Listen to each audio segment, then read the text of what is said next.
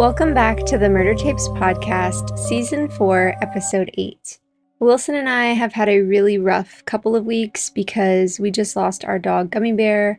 I've had him since I was a little girl, and it was all so sudden, so it's just been really hard, and I haven't had the energy to do anything really, and I've just been so sad if I'm being completely honest. So we also were looking at photos of Gummy Bear and his mom actually passed 2 days before him, and our pet rat Remy passed the exact same day and hour but last year. So each day is filled with signs from him, and we're both really just trying our best to do things that we like to keep our mind off of it. And one of my favorite things to do is film this podcast, so here I am. I hope you all have been well. Today we're going to be talking about the murder of Vicki Robinson. On June 27, 1998, 49-year-old realtor Vicki Robinson had gone to run errands with her 15-year-old daughter Valessa Robinson, her daughter's 19-year-old boyfriend Adam W. Davis, and their 19-year-old friend Jon Whispel. After they ran errands, they headed home. Vicki had dinner with her boyfriend Jim, and the trio went out.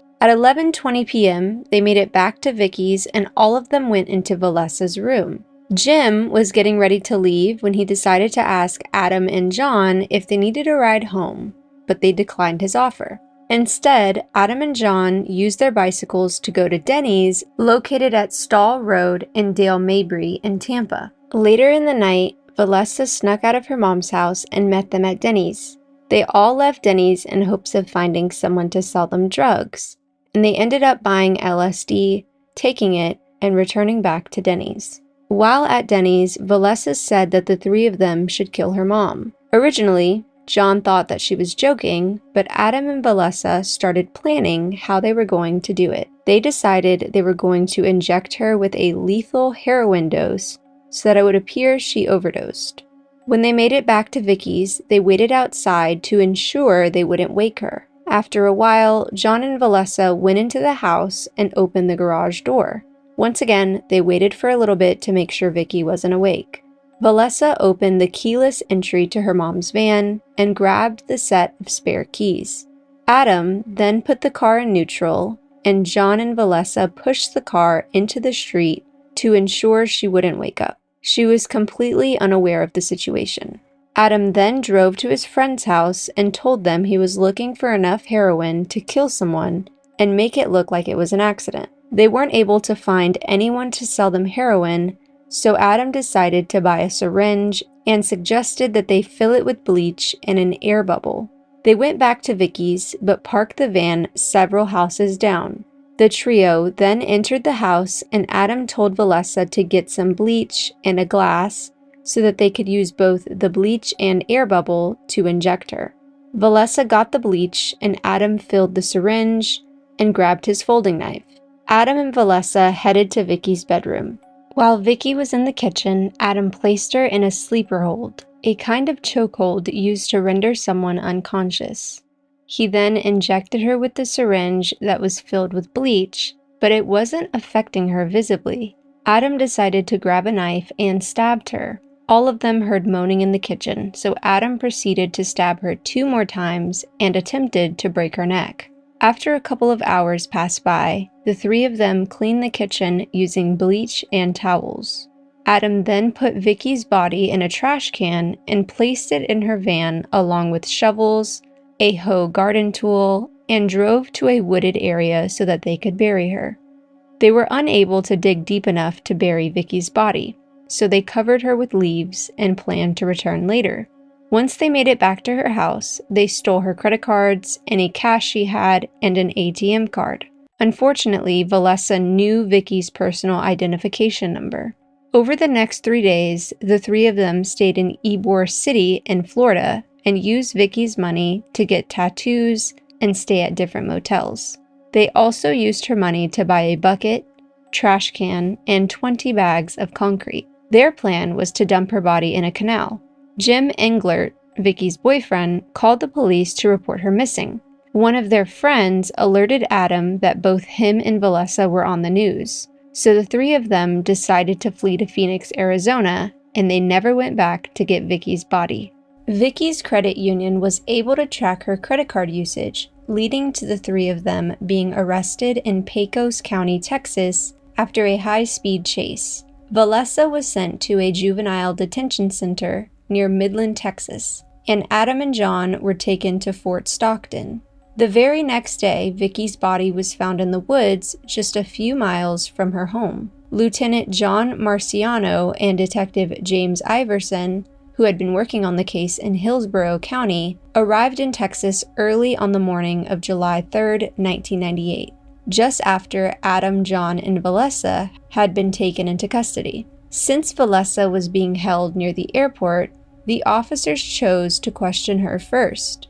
They then traveled to Fort Stockton to interview Jon and Adam. In Fort Stockton, the officers conducted their initial interview with Jon, followed by Adam around 5:30 a.m. Their conversation with Adam lasted approximately 8 to 10 minutes. The officers then read Adam his Miranda rights and had him sign a written waiver of rights. Additionally, they asked Adam to create a map indicating the location of Vicki's body. At this point, they activated their tape recorder and recorded Adam's confession, during which he detailed how the murder was planned and executed, including the stabbing of Vicki. He also recounted their actions following her death. According to court documents, prior to the day of the murder, Adam had been seeing Valessa for about 9 months.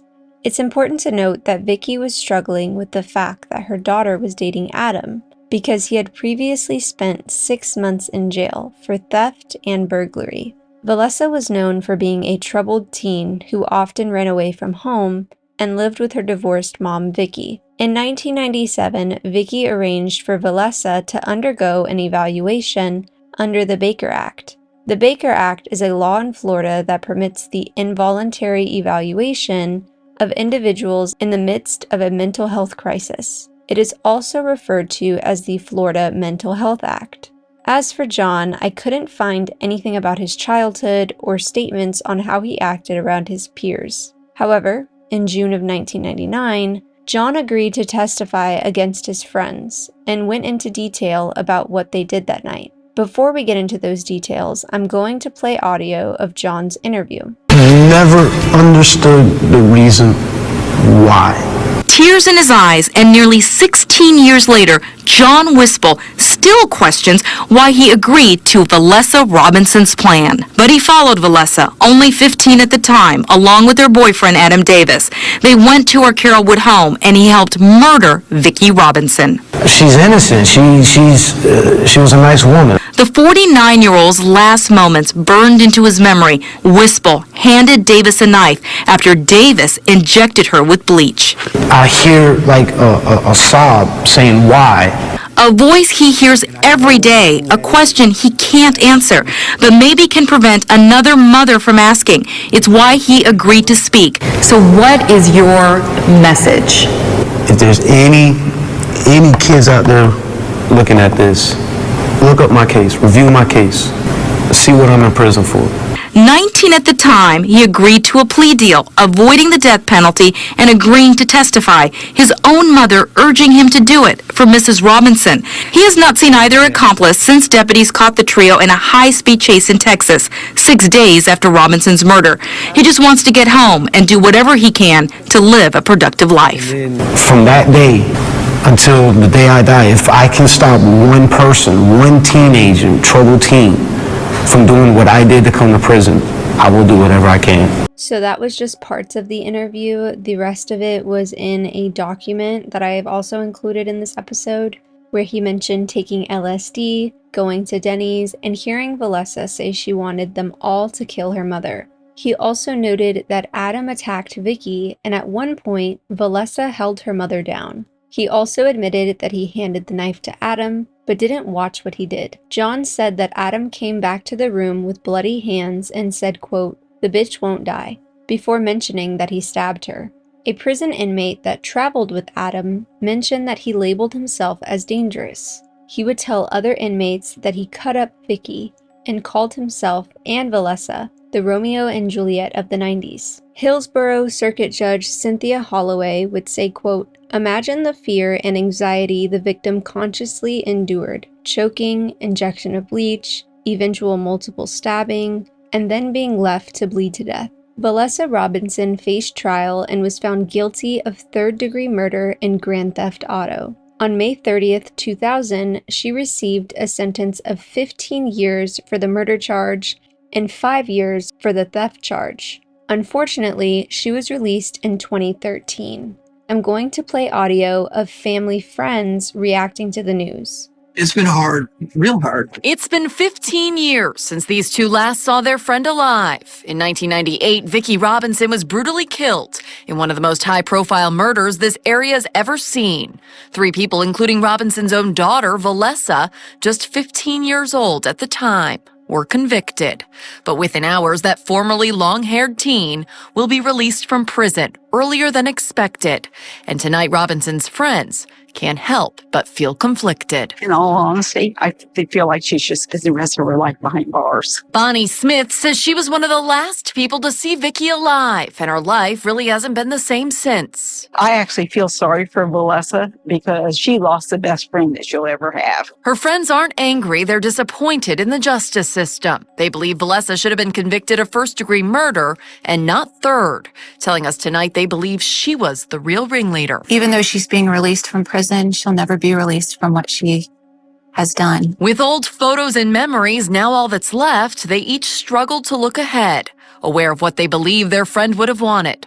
A second chance for her daughter, now 30 years old. Vicki loved her daughter. She was a good mother, a dear friend, and she would want what's best for her daughter. A jury convicted Adam of first-degree murder, grand theft, and grand theft on an automobile. He was also sentenced to death, but after he requested a new sentence under the 2016 Hurst v. Florida ruling, it was vacated in 2017. Instead of being placed back on death row, he will remain in prison for the rest of his life. When Adam was sentenced, Vicki's friend, Deborah Sartort Englert, would say, quote, "I'm ecstatic that justice has been exhibited before us in the courtroom today. I am so thankful. I'm going to sleep so good tonight." Adam's stepmother, Donna Davis, would say, quote, "I'm scared for what's going to happen to Adam now." Adam stood before the judge and hung his head without saying anything after he was sentenced to death. His court-appointed attorney, Rick Tarana, would say, quote, "He knew it was coming. His focus now is on trying to arrange some funding for a private lawyer to do his appeal." Anne Gambrell, a juror that convicted Adam, would say, quote, "To think that kids would want to kill a mother and to plan it out, I wonder what Valessa is thinking right now." Jon Whispel entered a guilty plea for second-degree murder, third-degree grand theft, and grand theft auto. On June 29, 1999, he was sentenced to 25 years in prison for his offenses. Unfortunately, he was released in 2019. Dr. Janice Stevenson is a licensed psychologist based in Maryland who specializes in working with traumatized children and families. She diagnosed Adam with pervasive development disorder, post-traumatic stress disorder, and attention deficit hyperactivity disorder.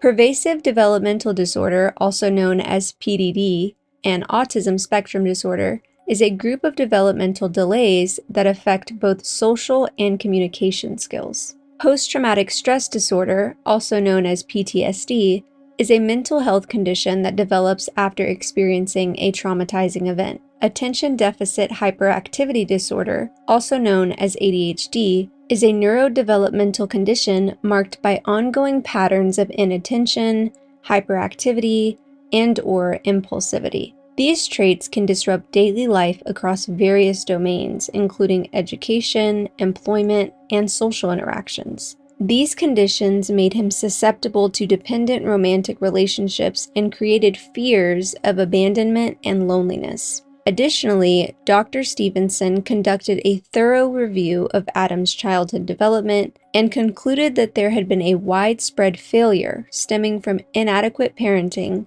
and the school system's inability to recognize his at-risk status. This whole case is so heartbreaking, and I feel so horrible that Vicki had to endure that type of pain. I cannot imagine what was going through her head that night and how she must have felt seeing her daughter and her daughter's friends help do something like this to her. I also feel so uncomfortable that Valessa was able to get out of prison and live her life as if nothing happened. As always, all information will be left in the show notes. Feel free to follow our Instagram at Murder Tapes Podcast and my personal at Annalisa. Thank you so much for listening, and I hope to see you on the next one.